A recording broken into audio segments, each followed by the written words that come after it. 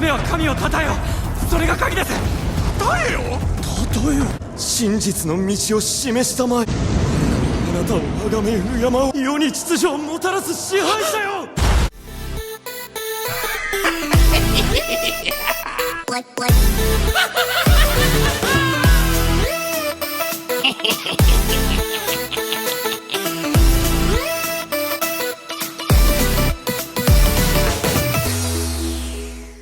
What's up guys? Welcome back to Toon, Duelists. In this video we're gonna give you an update on our Monarch deck profile. Now I'm super excited to show this one to you guys because the Monarchs have always been my favorite deck of all time. First of all, this archetype celebrates its 20th birthday this year because they first came out in Dark Revelation 2 back in 2005, and I can't stress enough how much I love this deck. First of all, the design of those cards is just amazing. Each and every Monarch looks perfect in my opinion. I love how the armor and also the effects of each Monarch resemble their attribute. It's just peak card design in my opinion. Then I also love the playstyle. It's simple, no link climbing, no 20-minute combos, just pure tribute summoning and locking your opponent. I know it's a control deck, I can understand if people don't like to play against it, but I just love to play those kind of decks. It's a perfect fit for me. I love the Monarchs from the beginning. And of course, in Duelists Advance, we got some amazing support for the Monarchs, which boosts their consistency by a ton and even gives us some lore because we finally can see the first Squire become a Monarch. And yeah, I'm super excited to show it to you guys. Before we start, don't forget to like and subscribe. It would really help us a lot, and I know that 69% of you who are watching are not subscribing, so definitely consider it. Trust me, it's worth it. So, without further ado, let's dive right into it. Alright guys, as always, we're gonna start with the monsters, and the first one we talk about is TheFatRat, the Primal Squire. Just an amazing new card we had in Duelists Advance, and this card has the effect that you can reveal a Monarch spell or trap in your hand to special summon it from your hand, and during your main phase you can immediately after this effect resolves tribute summon one monster. Also, if this card is sent to the graveyard, you can special summon a Squire basically, so a monster with 800 attack and 1000 defense from your deck, but you can't special summon from the extra deck the rest of this turn.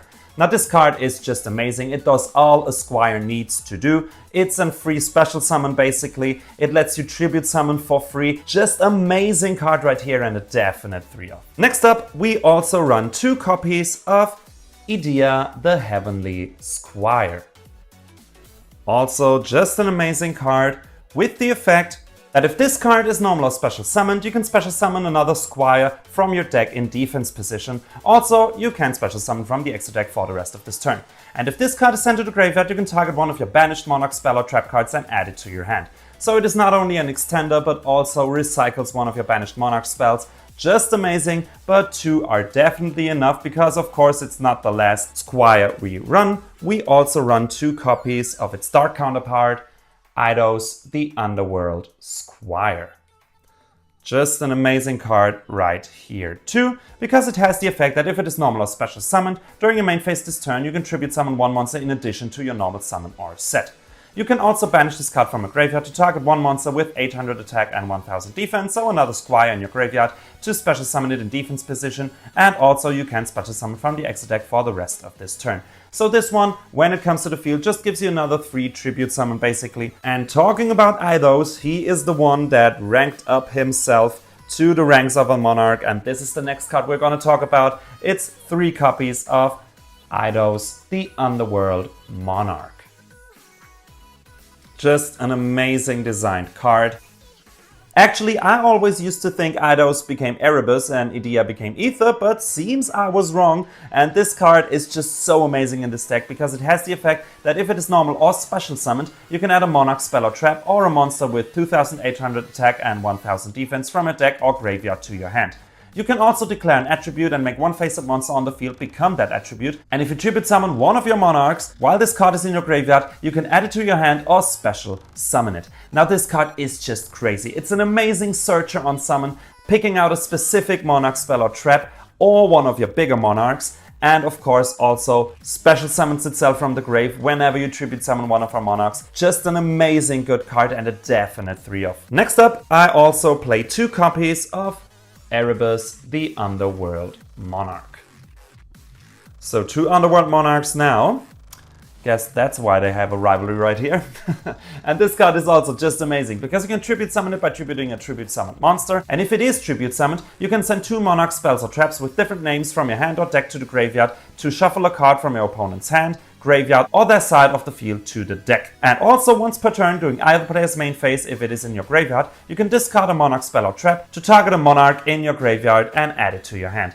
Now this is just an amazing removal right here. It's great going first to just rip 1 card out of your opponent's hand. It's of course great for going second because it's a non-target shuffle to the deck, which is just so hard to play around. Amazing card right here. In my opinion, 2 are definitely enough because also if it is in the grave, you can easily bring it or any other Monarch back. So 2 is the perfect ratio in my experience. And next up, we also run 1 copy of Aether, the Heavenly Monarch. Also a great card. Now I see a lot of profiles running 2 or even 3 of this card.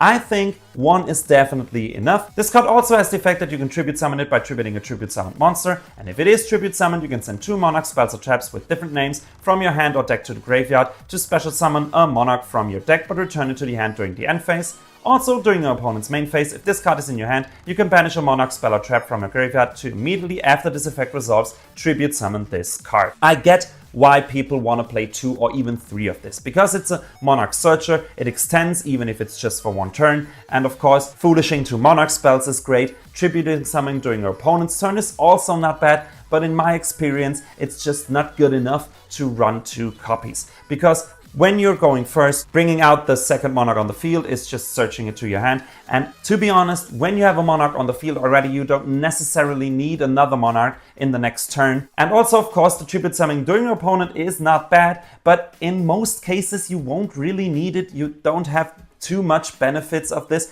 Of course, combined with a Stormforth during your opponent's turn, this can be amazing, but it's a rare occasion this comes up. Plus, you can search Aether, so in my opinion, 1 is definitely enough. I think Erebus is by far the better card. And lastly, I want to talk about the non-Monarchs we run, and the first one is technically a Monarch because it's Majesty's Fiend right here.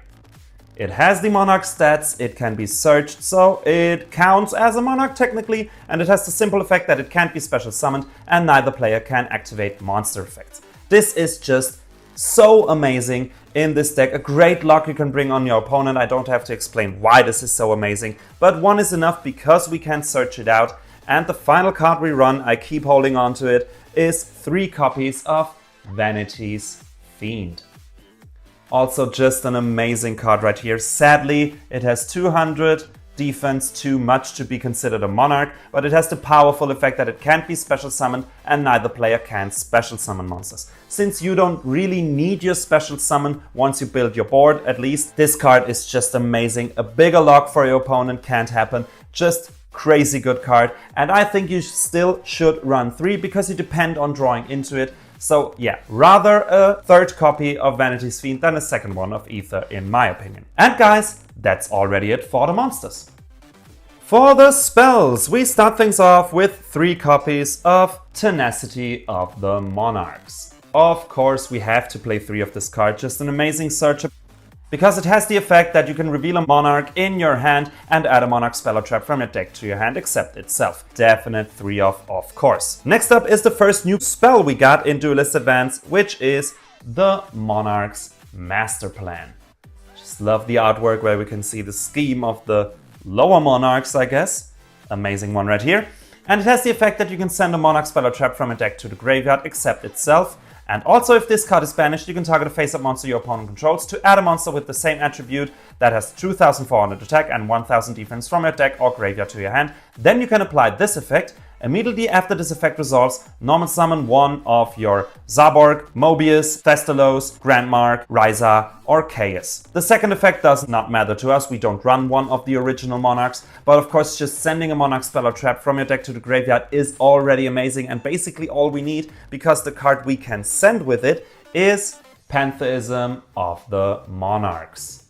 Just still amazing artwork and an amazing effect, because this card has the effect that you can send a Monarch spell or trap from your hand to the graveyard to draw 2 cards. You can also banish this card from a graveyard to reveal 3 Monarch spells or traps from your deck, and your opponent chooses 1 you add to your hand and you shuffle the rest back into your deck. Now this card is just so amazing. If you send it with Master Plan, you can of course reveal 3 cards. You can also just reveal 3 Tenacity, so you are sure you get your Tenacity. And yeah, you just add 1 on top, and you have to keep in mind the first effect, to draw 2 cards, is not once per turn. You can do this as often as you like, which is just amazing. A definite 3-off right here. Next up, we talk about another new card from Duelist Advance, which basically has the same effect, and it is called the Monarchs Revolt. Amazing artwork. I love everything about this deck so much. Now this card has the effect that you can discard a card as cost to reveal 3 monsters from your deck, so basically 3 Monarchs or 3 Squires, and your opponent chooses 1 for you to add to your hand, and you send the rest of them to the graveyard. Also for the rest of this turn, you can special summon from the extra deck. You can also banish this card from your graveyard to special summon a Squire from your hand.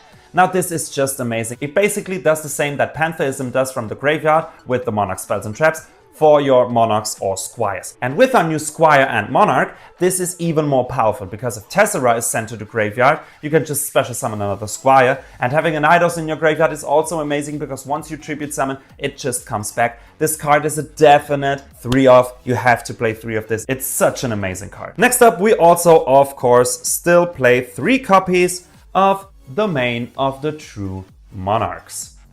Also, still one of the best locks you can bring upon your opponent, because this card has the effect that while you have no cards in your extra deck and you are the only player who controls a tribute summoned monster, your opponent can't special summon monsters from the extra deck. Also, if a tribute summoned monster you control attacks an opponent's monster, it gains 800 attack during damage calculation only, and once per turn you can reduce the level of one of your bigger Monarchs by 2 until the end of this turn. This card does so much for us. Of course, the attack raise is neat. Also, the level reducing is really handy for your big Monarchs. But of course, the thing we really need and we want is to lock our opponent out of his extra deck, which is just amazing. Next up, we also run 3 copies of the best going second cards the Monarch have, which is the Monarchs Stormforth. Amazing quick spell right here with the simple effect that once per turn during this turn, if you would tribute summon a monster, you can tribute 1 monster your opponent controls even though you do not control it. And you can only activate 1 Monarch Stormforth, and during the turn you activated this card, you can special summon from the extra deck. Now this basically makes all of your Monarchs a kaiju. It is just amazing to get rid of annoying monsters of your opponent. Going first, if your opponent doesn't special summon somehow during your first turn, you can just easily discard it for Pantheism or something like that. So yeah, just an amazing card and a definite 3-off. Next up is a card I rarely see in Monarch builds, and I just wonder why, because in my opinion it's one of the best Monarch cards, which is March of the Monarchs. Amazing permanent spell with the effect that tribute summon monsters you control can't be targeted by or destroyed by card effects, and you can special summon monsters from the extra deck. Just amazing protection for your Monarchs. I see a lot of people running Return of the Monarchs, which I, on the other hand, don't understand, because actually searching Monarchs is not your problem. If you brought out 1 Monarch and you can protect them, you have so many locks for your opponent if everything goes right. You don't need another Monarch in your next turn. March of the Monarchs, in my opinion, is just way more powerful to protect the Monarchs on your field, because of course all the good locks you have depend on you controlling a tribute summoned monster, so you want to protect them, of course. And with our new cards we can just easily search out March of the Monarchs. So yeah, I don't get why you should run Return, but in my opinion you should definitely run March. And we round things up with 1 copy of Triple Tactics Talent right here. Now you have to just admit that Monarchs can choke on hand traps so badly, and Talents gives you of course an answer to that. And guys, that's it for the spells. So for the traps, we start things off with 1 copy of the Prime Monarch. Amazing card right here, with the effect that once per turn you can target 2 Monarch spells or traps in your graveyard, shuffle them into the deck to then draw a card. Also, if this card is in your graveyard, you can banish another Monarch spell or trap from your graveyard to special summon it in defense position as a normal monster with 2400 defense, and you can only use this once per turn. Now basically the first effect isn't too bad actually, but in reality you will only use the second effect. It's just a free body basically. You can send it with your big Monarchs or any other card. So yeah, decent card, but one is definitely enough. Next up, we also run one copy of Monarchic Perfection. Also a new card from Duelists Advance and an amazing artwork and an amazing effect, because this card has the effect that once per chain, if your opponent special summons a monster and you control a tribute summoned monster, you can banish one Monarch spell or trap from your graveyard to activate one of these effects. You either destroy a monster on the field, you destroy up to 2 spells or traps on the field, you discard a random card from your opponent's hand, you destroy a face down card on the field, you place one card from the field on top of the deck, or you banish a card on the field. So basically this card just lets you use one of the original Monarch's effects whenever your opponent special summons, but you can only use each of the effects once per turn. Just an amazing card. Now of course we have cards that lock our opponent out of special summoning entirely, but you won't get them out in every board, and if you have Perfection in such a case, it's just amazing. A definite card, you need to run this, but you can search it, so one is definitely enough. And we round the traps up with, of course, the Monarchs Erupt. Just amazing card and amazing artwork. And this card has the effect that you can only activate it if you have no cards in your extra deck and control a tribute summoned monster, and you negate the effects of all face-up monsters on the field while those monsters are face-up on the field, except tribute summoned monsters. During your end phase, if you control no tribute summoned monster, you have to send this card to the graveyard. So it's basically a skill drain for Monarchs only. With Domain, with your Vanity's Fiend and this one, and March, you're basically unbeatable. Crazy good card. But of course you can search it out. And another thing that is great about this card, that even if your opponent gets rid of your tribute summoned monster during his turn, the effect is still live and you have another chance in your turn to bring out another tribute summoned monster, so it stays on the field. So yeah, just a crazy good card. And guys, since there's no extra deck, that's it for the main deck and that's it for the deck profile. Alright guys, that's it for today's video. I really hope you enjoyed. If you did, definitely leave a like and a subscription. This would really help us a lot. And of course, let me know in the comments what you think about this deck profile. We always love to read and answer your comments, of course. Then, if you want to see how this deck really performs, definitely check out our combo video with the link in the description. And guys, until next time, have a good one.